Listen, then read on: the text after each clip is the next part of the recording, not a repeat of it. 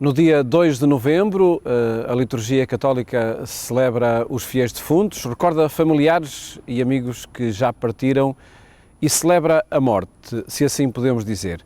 Uma circunstância da vida, diríamos, que a pandemia veio talvez alterar, mas é sobre esse tema que queremos falar hoje com o Padre Jorge Vilaça, da Diocese de Braga. Padre Jorge, boa tarde. Boa tarde. Obrigado por estar connosco no dia em que, de facto, se visitam os cemitérios, se recordam familiares e amigos que já partiram, muitos deles, se calhar, nos últimos meses, por causa da pandemia, e toda a forma do luto, de celebrar o fim da vida, nesta circunstância da pandemia, veio também alterar a percepção que se possa ter da própria morte? Penso que sim, sobretudo este lado ritual que foi no fundo esquecido, mas sobretudo um primeiro dado que acho que é importante é que este ano temos a oportunidade efetiva de visitar os nossos mortos. A gente normalmente diz a brincar que os cemitérios fazem falta aos vivos, são os vivos que precisam dos cemitérios, não são os defuntos. E, portanto, faz-nos falta os lugares da morte. E, portanto, esta pandemia, no fundo, afastou-nos daqueles que nos morriam e afastou-nos dos lugares, inclusive, da morte. E, portanto, toda esta virtualidade que, de facto, alterou os padrões de vivência do luto. E, portanto, neste momento, isto são dados civis, não são dados somente religiosos, neste momento temos pessoas com quadros de ansiedade, com quadros de depressão agudizados pelos lutos não elaborados, pelas não oportunidades despedidas, por alguma fantasia até à volta do lugar onde estará o nosso defunto. E, portanto, esta oportunidade que esta solenidade nos dá de localizarmos os mortos, de os sentirmos, de os homenagearmos, acaba por ser não somente uma dimensão religiosa importante, mas até uma dimensão terapêutica, de termos a oportunidade de novamente estarmos junto de alguém que já partiu, e, portanto, junto da memória daquela pessoa que é a nossa função. E poderá ser a circunstância de nos depararmos também com o realismo da morte, porque ela pode não ter acontecido pela impossibilidade dessa tal despedida, não é? Exato, porque neste momento nós precisamos, aliás, os lutos precisam sempre de dimensões palpáveis, de dimensões simbólicas, sobretudo, e, portanto, desde o ritual do pegar até do próprio caixão, o peso do caixão é muito curioso a gente ouvir no dia-a-dia, trabalhando com isto no dia-a-dia, a gente ouvir as pessoas dizer que o meu pai ia muito pesado, ou não ia muito pesado, ou a minha mãe... Sentíamos-lo muito pesado. Sentíamos-lo muito pesado. Portanto, toda esta ritualização, eu já nem digo a ritualização até religiosa, mas mesmo a ritualização civil, de sentir o peso da urna, tudo isto ajuda, ou não, a fazer um processo de luto. E, portanto, neste momento, voltamos, digamos assim, à possível normalidade e penso que as pessoas vão voltar em força, porque em força precisam de sentir a morte daqueles que nos morreram. Obviamente que isto tem os dois lados, porque também acho que os lugares, o pensamento sobre a morte, essencialmente é feito na dimensão espiritual e religiosa. É aquilo que várias vezes refiro, quando há uma morte numa escola, raramente é tema de uma aula. Portanto, morre o pai ou a mãe de um miúdo de uma sala de aula e raramente isso é tema para uma aula. Até porque qual é a disciplina que pega no tema da morte? Tirando a biologia, mas a carga simbólica, a carga grupal, de facto, é a espiritualidade e a espiritualidade cristã que ainda faz o tema da morte consecutivamente vir à baila, seja com a Semana Santa, seja com os fiéis defuntos, seja até com todos os santos, de alguma maneira. Portanto, ainda acaba por ser o discurso religioso que traz esta evidência e que traz esta necessidade de nos confrontarmos com a morte. Mas na consciência de cada pessoa, a morte está de facto cada vez mais distante, quase pela negação da finitude da condição humana? Exato, pela negação, exatamente, porque é muito curioso, às vezes brincando, nós dizemos os miúdos à frente de um computador matam mil inimigos, não é? Uhum. Mas se depois te disser, olha, vamos ao funeral do teu avô, eu não gosto de ir a funerais. Uhum. Portanto, há aqui um equívoco que é um lidar com o tema da morte, mas não um lidar com a minha morte, ou com a morte dos meus, que são temas diferentes, porque lidar com a morte nós lidamos todos os dias, desde o passarinho, desde o cão ou desde o jogo de computador. Agora, uma morte que consideramos virtual e até não real. E não real. Agora, quando eu falo da minha morte e da morte dos meus, então o tema ganha uma outra densidade. E é aí que muitas vezes, efetivamente, se vê quadros de ansiedade, por exemplo, em miúdos que estão habituados a matar no computador, mas que não conseguem efetivamente enfrentar a morte do avô ou até às vezes a morte do animal. Uhum. Às vezes brincando digo, o que é que custa mais, despedirmos-nos do pai ou despedirmos-nos do cão? E nas ações de formação é muito curioso, que as pessoas dizem logo, é despedir-nos do pai. E eu costumo dizer, depende. Uhum. Porque o pai pode ser uma figura absolutamente maquiavélica e o cão pode ser uma figura extremamente carinhosa. Uhum. E, portanto, o luto, a dificuldade de fazer um luto não tem a ver com o grau de parentesco. Uhum. Tem a ver com a densidade do vínculo. Uhum. E, portanto, o vínculo, e muitas vezes, e isto é um dado que até para quem investiga seria interessante, o vínculo pela negativa. Uhum. O ódio também cria vínculo. Uhum. E a morte de alguém de quem odiamos, e isto tem a ver com o meu dia-a-dia enquanto acompanhando pessoas em luto, eu acompanho pessoas que não conseguem fazer o luto pelo ódio que têm à pessoa. Uhum. E que somatizam exatamente pelo ódio que têm à pessoa. Portanto, o vínculo permanece pelo lado negativo e, portanto, a libertação, digamos assim, a elaboração desse luto pressupõe, às vezes, até coisas um bocado surreais, que eu prefiro nem adiantar. Sim, é de alguma forma a permanência do ódio, não é? Mesmo apesar da pessoa já ter partido. Como é que se elabora o perdão em relação a alguém que já não tem um lugar, que já não tem, com quem eu já não posso revoltar? Não poderia ter razões para odiar, não é? Sim, mas se calhar precisamos e nós próprios, e aqui posso adiantar, já por várias vezes aconteceu de ir a cemitérios com pessoas, exatamente para que elas vejam a campa da pessoa que odeiam. Uhum. Que é uma experiência muito curiosa do ponto de vista de libertação. Uhum. Porque o ódio também muitas vezes precisa de ser manifestado, mesmo que a pessoa já tenha morrido.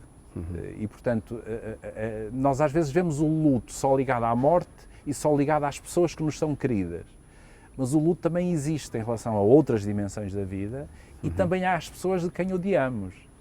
Porque há um vínculo, o ódio cria um vínculo também. E como em todas as dimensões, todos os lutos precisam de ser feitos, é preciso passar por esse tempo de luto. É preciso passar pelo tempo e, digo eu, normalizá-lo. Porque eu costumo dizer que há um direito à tristeza. E ao choro. E ao choro, e à desesperança, e à revolta, inclusive é contra Deus. Os salmos são, muitas vezes, revolta contra Deus.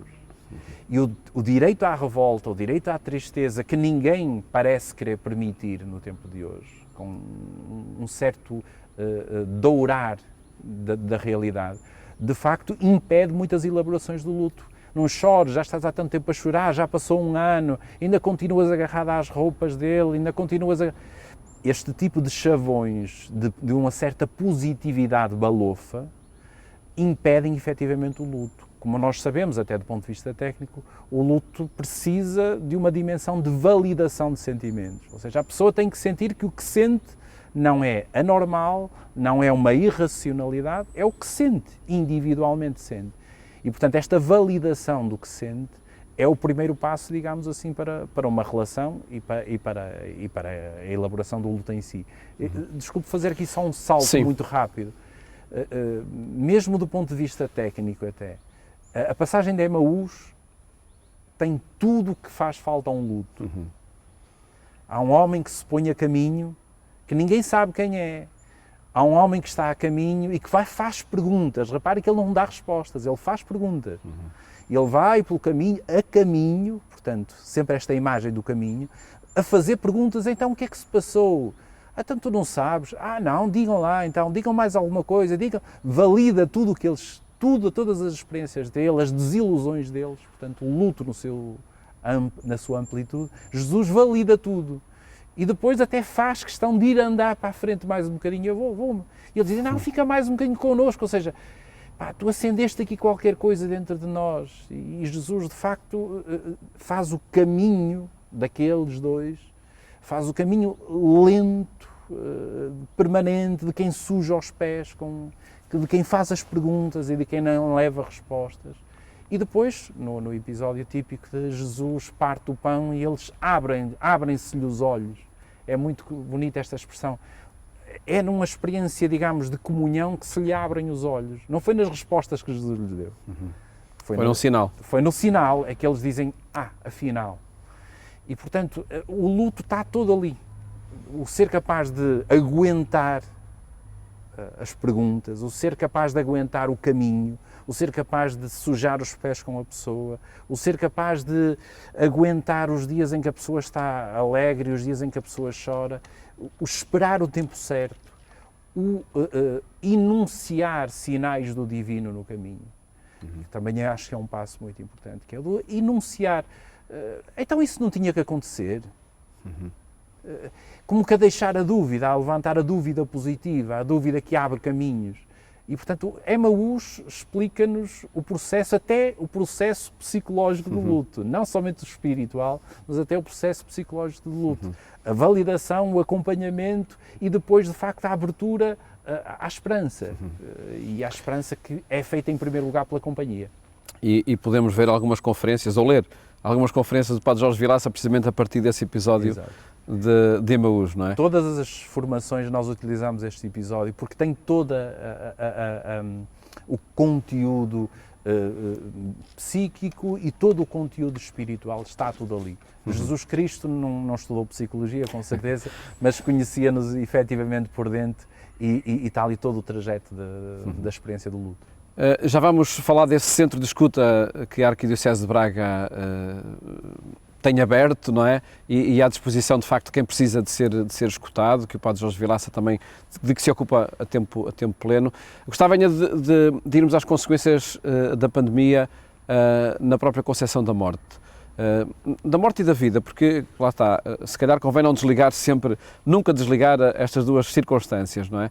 Mas que concepção de finitude ou da finitude é que a pandemia veio provocar? Eu não sei se, do ponto de vista prático, se alterou alguma coisa. Porque já passou tudo, será? Não, eu acho é que há uma certa, já existia antes, uma certa anonimização da morte. Portanto, uma tentativa de pintar a realidade. Eu acho que ela já existia antes. Reparem, em Portugal morrem cerca de 350 pessoas por dia. Se em 350 pessoas tiver 10 familiares, portanto, nós temos 3.500 pessoas por dia, números largos, afetados por este tema. Não sei se isto tem repercussões, já antes da pandemia, não sei se isto tem repercussões na escola, no local de trabalho, na vida da amizade, nas paróquias, eu não sei se isto tem repercussões. Eu acho que nós fizemos aqui uma cisão entre o pré-morte e o pós-morte, porque eu costumo dizer que no dia do funeral nós estamos todos, ninguém falha. 2 dias antes da pessoa morrer, eu não sei se nós estávamos lá, já antes da pandemia. E não sei se depois da missa de 7º dia ainda estamos lá. Reparem que nós, como sociedade, temos uma abordagem à morte cirúrgica e uma abordagem inconsequente. No momento fatal, nós estamos lá todos, tipo bombeiros. Mas no momento da prevenção, da escuta, do acompanhamento da pessoa doente, por exemplo, nós não estamos, nós fugimos. E depois da pessoa falecer, por exemplo, no caso da morte, 30 dias depois, quem é que está junto da viúva ou do viúvo? Quem é que está junto da mãe ou do pai que perdeu um filho, 30 dias depois? Nós temos uma aproximação à morte muito de fogo, ou seja, quando o fogo está em evidência, nós estamos lá, efetivamente. Mas nós depois cometemos o crime da ausência, por omissão, do antes e do depois. E, portanto, eu não sei se este tempo expôs aquilo que já existia antes, da minha perspectiva. Portanto, expôs as nossas feridas, expôs as nossas ausências, expôs as nossas fragilidades, foram expostas. Não sei se mudou assim tanto a nossa concepção da morte. E se assim aconteceu, aconteceu com muitos setores da sociedade, com muitas circunstâncias da nossa vida, a pandemia ser uma exposição daquilo que existia e estava talvez escondido. Sim, eu acho também que também neste aspecto, por exemplo, há aqui um aspecto que eu gostaria de objetivamente abordar. Repara, o problema da saúde mental em Portugal, que é um problema gravíssimo, a nível mesmo hospitalar, a nível de cuidados de saúde primários, em saúde mental, que são praticamente inexistentes. A nível de acompanhamento na saúde mental, que são insuficientes, clarissimamente insuficientes. Repare, tudo isto existia antes do Covid. Portanto, o Covid, e agora os números que vão emergindo de problemas de saúde mental, expõem exatamente o que já estava antes. Portanto, eu não sei se isto modificou alguma coisa. A minha percepção é que expôs o que já existia. E, portanto, mesmo em relação à temática, digamos, da morte, eu acho que expôs uma evidência, quer dizer, que nós não somos capazes de, com seriedade, com esperança também, falarmos de um tema que me afeta a mim, que afeta a si, que afeta a qualquer um de nós. Eu acho que só expôs o que estava escondido. E o que é que nós perdemos para a vida ao não incluir o tema da morte no nosso cotidiano? Eu acho que a primeira coisa que perdemos é não termos prioridades, mesmo enquanto a Igreja. O tema da morte faz-nos valorizar o momento, faz-nos valorizar a esperança, faz-nos valorizar a pessoa que tenho comigo ao meu lado, faz-me valorizar, priorizar a minha intervenção. Muitas vezes tenho dito, mesmo nestas ações de formação que temos feito, que nós deveríamos ter, por exemplo, uma pastoral das Ezequias, uma pastoral relacionada às Ezequias, com a máxima qualidade. Porque é um momento em que as pessoas estão abertas a uma mensagem. Repare, isto aqui, eu acho que é uma evidência, a prioridade. É uma prioridade evidente, quer dizer, que nós agora dizemos, as pessoas não puderam ter rituais, vamos lá, temos que voltar aos rituais. Sim, mas isto já era antes. É mais uma das circunstâncias que a pandemia veio destapar. Veio destapar, ou seja, o confronto com a morte obriga-nos a priorizar o dia, a priorizar a vida, a priorizar a intervenção.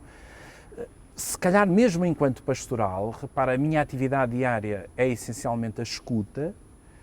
O Papa Francisco é um homem visionário, como sempre.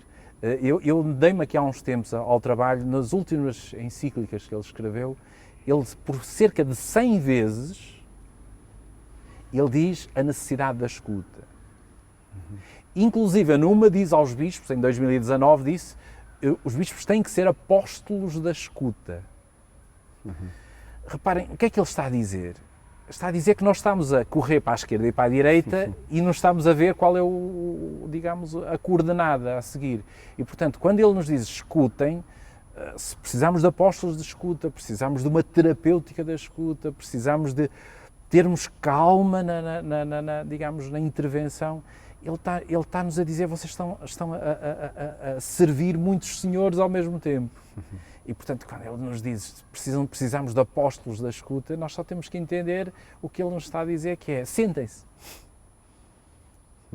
Porque a escuta faz-se sentada. Não há escuta de pé, não há escuta, há a ouvir qualquer coisa, mas a escuta faz-se sentada e faz-se sobretudo com aquilo que é o dom mais precioso que temos, que se chama tempo. E é esse tempo que o Padre Jorge Vilaça dedica totalmente à escuta, não é? Sim. No centro que a Arquidiocese Sim, dispõe. já há cerca de 10 anos, mais um pouco, o Sr. Arcebispo, o Dom Jorge Ortiga, de facto desafiou-nos a criarmos um espaço de acompanhamento. Indo beber um bocadinho à experiência, sobretudo de Espanha, nós criámos um centro de escuta e acompanhamento espiritual, onde estou eu a tempo pleno, está um outro sacerdote a meio tempo, e depois temos serviços, digamos, colaterais de psicologia e psiquiatria, ou seja, rematemos para outros serviços. E, de facto, é a prova evidente de uma aposta da Igreja de Braga num serviço inutilitário. Atenção, a palavra não é inútil. Aparentemente, não é? Eu não digo inútil, digo inutilitário, porque não tem um retorno imediato, não tem uma utilidade. Eu digo é inutilitário, não é um utilitário. É um serviço de escuta terapêutica orientado pela espiritualidade cristã. E a escuta, toda a gente sabe, mesmo civilmente falando, a escuta produz felicidade, a escuta produz sentido, a escuta por si só. Ora, a escuta aliada à espiritualidade cristã, nós temos aqui um manancial de libertação. Repare, quando nós ouvimos a missão de Jesus, eu vim para libertar. Mas não veio para libertar multidões, desculpem a minha expressão, eu acredito muito pouco que uma Jornada Mundial da Juventude ajude a libertar o que quer que seja. É importante, atenção. Mas é de facto no tu a tu, do coração a coração, como disseram os nossos bispos em Portugal, é no coração a coração, é no encontro tu a tu que eu consigo perceber a dimensão da história divina na história humana. E quando eu consigo fazer a conciliação, de facto, da história divina com a história humana, quando escutando consigo fazer esta conciliação, eu faço com que a pessoa, mesmo no seu máximo de desespero, consiga encontrar um sentido. E, portanto, esta digamos, é a atividade central do Centro de Escuta e Acompanhamento Espiritual da Arquidiocese de Braga. E acredito que sejam do mais diferentes possíveis ou imaginários as experiências que têm nesse centro de escuta. Cada ano o Centro de Escuta e Acompanhamento Espiritual recebe cerca de 300 pessoas em vários encontros. E nós encontramos desde os pais que perderam um filho, nós encontramos desde a pessoa que está com um processo de divórcio em curso, nós encontramos pessoas com carências económicas e sociais, encontramos, portanto, o espectro de acolhimento poderia dizer, 180 graus. Efetivamente, depois há determinadas necessidades que temos que combater para serviços, digamos, mais técnicos. Mas o espectro é, digamos, 180 graus, é uma porta aberta a quem bate à porta. Do ponto de vista prático, nós funcionamos como um centro, eu muitas vezes gosto de dizer isto, nós funcionamos como um centro de escuta e acompanhamento espiritual. Nós não somos outra coisa. Não somos um consultório. Não somos um consultório, eu não faço consultas, aliás, até por aí, eu gosto de referir isto, é um centro gratuito, exatamente para nos diferenciarmos até também nesse nível, é um centro absolutamente gratuito. Porque, e depois também há aqui uns dados que são norte de país, não é? Nós estamos a falar de um norte de país ainda muito, com tradições muito arraigadas, de tradições, vamos chamar-lhe, ocultistas, de tradições que acho que não serão só do norte do país, mas que são particularmente evidentes aqui neste contexto. E, portanto, desde os lutos não elaborados, desde os lutos patológicos, lidamos muito com essa dimensão, e, sobretudo, muitas pessoas sentindo que a sua fé não encontram na liturgia ou nas ações rituais, digamos, comuns, respostas para a sua fé. E, portanto, quando confrontados com um casamento que falhou, por exemplo, mas então toda a minha vida perde sentido, quer dizer, e a Igreja o que é que me diz? E a Igreja excomunga-me? Porque eu agora até quero começar um novo relacionamento, estou fora da igreja, então, mas o que é que diz? Porque há muito diz que disse e as pessoas querem encontrar alguém, uma pessoa com rosto, com nome, e que fale com elas e que faça caminho com elas. Este, efetivamente, é uma graça que tenho muito grande, que é poder dedicar toda a minha vida só a isto. E, portanto, é um serviço, efetivamente, muito valioso, que eu considero muito valioso, ainda que eu repita, inutilitário. Sim, de facto, pode não estar entre os utilitários de cada dia, não é? E se calhar fazia muita mais falta a celebrar missas numa paróquia. Sim, infelizmente que há quem dedique o tempo para isso. Para poder beneficiar desse centro de escuta, basta aparecer, basta telefonar? Sim, nós temos no próprio site da Diocese, o pastoral.saude@arquidioceseifanbraga.pt, ou pelo número de telefone da própria Diocese, 253 20 31 80, faz a marcação com o Padre Jorge ou o Padre Nuno, somos dois sacerdotes que estamos, e estamos nos dias normais da semana. É um centro para falar sobretudo de vida, acredito. Sobretudo de vida, mas aceitando os silêncios de quando a morte, nas suas diversas formas, se impõe. Não somos um centro de falar, temos que pensar positivo, não é isso. Não é isso. Às vezes é o centro onde se chora, onde se tem autorização para estar triste. E, de facto, eu gosto bastante de sublinhar esta dimensão. Há necessidade de autorizar a tristeza. E autorizar a tristeza significa, se calhar, andar 1, 2, 3, 4, 5, 6, 7, 8, 9, 10, 1 ano, 2 anos triste. Sem que isso configure, obviamente, quadros já de depressão ou de outros problemas de saúde mental. Mas eu acompanho várias pessoas que demoraram 2, 3, 4, 5, 6 anos a fazer um luto, mas precisaram desse tempo e, portanto, fora dos enquadramentos, digamos, das legislações que dizem que ao fim de 6 meses o luto é patológico, efetivamente nós continuamos a dizer pode ser necessário de 4, 5 ou 6 anos para que um luto seja bem resolvido e, se assim for preciso, nós estaremos 4, 5 ou 6 anos a acompanhar essa Sempre pessoa. nessa esperança de que, de facto, é possível chegar a esse luto bem resolvido.